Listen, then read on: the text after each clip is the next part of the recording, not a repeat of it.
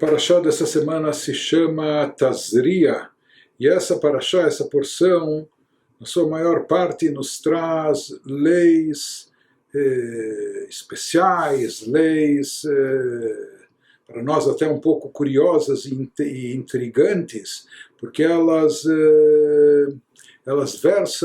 tratam sobre um assunto que hoje em dia não vigora. Em tempos bíblicos isso acontecia, algo que tinha até um fundo sobrenatural, que era o surgimento e aparição de chagas, de manchas sobre a pessoa.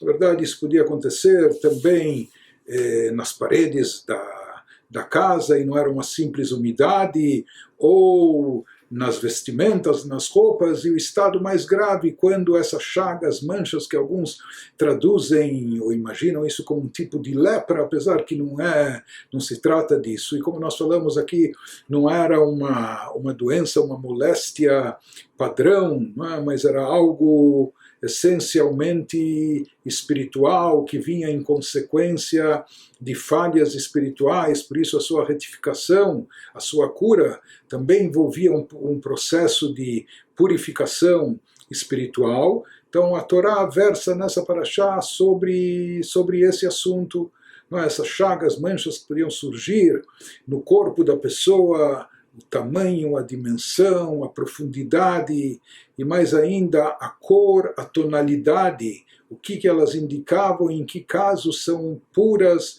ou impuras. Interessante, são leis muito complexas, e no Talmud nós temos isso de uma forma ampliada, com descrição, com minúcias e detalhes.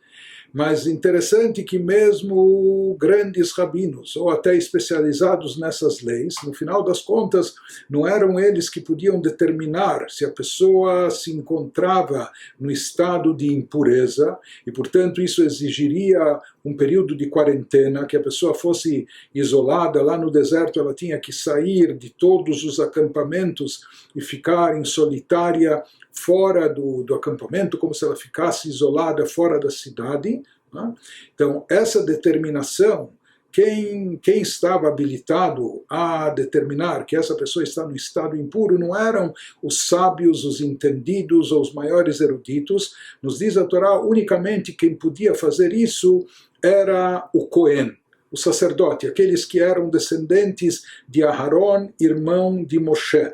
Então, somente um Cohen que tinha o poder de legislar e determinar, de expedir a sentença aqui, determinando que a pessoa está no estado de impureza, e, portanto, isso acarretaria todo o procedimento que a gente mencionou, de quarentena, de isolamento, depois um processo de purificação, que isso podia durar semanas. Né? De qualquer forma, se fala que mesmo uma pessoa sendo um grande entendido, e mesmo que ele já sabia qual seria a lei final, ou seja, que seria determinado que essa pessoa é impura, enquanto não veio, ele tinha que chamar o Cohen, o sacerdote, enquanto não saiu da boca do Cohen, enquanto ele não proferiu a sentença determinando que essa pessoa estava no estado de impureza, então ela não estava ainda impura. O único que tinha o poder de determinar essa impureza, conforme descreve a nossa parashá, era unicamente o Cohen.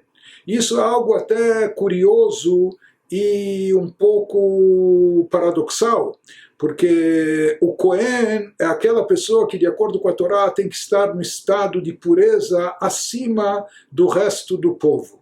Então, uma série de situações, inclusive envolvendo funerais, acompanhamento de féretro, etc., que isso para outros é uma mitzvah, mas que isso acaba acarretando impureza. O Cohen é proibido de participar disso, a não ser para parentes de primeiro grau muito próximos. Né? Por quê? Porque o Cohen tem que se afastar de toda situação de impureza.